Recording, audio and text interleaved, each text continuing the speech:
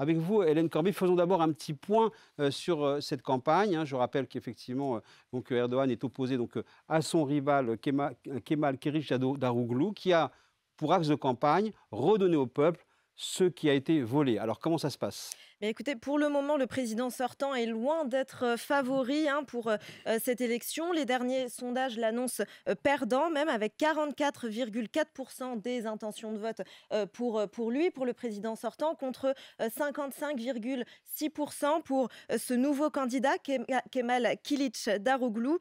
Alors lui, c'est le candidat d'une grande coalition nommée l'Alliance nationale, une coalition qui s'est formée il y a quelques semaines. C'est une coalition de 6 partis qui se sont donc mis d'accord sur ce candidat. C'est le candidat du CHP, le Parti républicain du peuple. Et puis parmi les autres partis qui comptent aussi, eh bien, il y a le HDP, le Parti démocratique des peuples.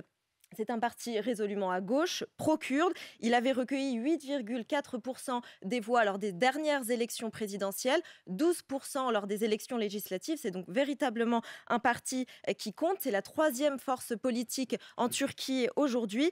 Mais voilà, ce parti est sous une menace d'interdiction. Une instruction est en cours. Les résultats seront donnés d'ici quelques jours, juste avant les prochaines élections présidentielles.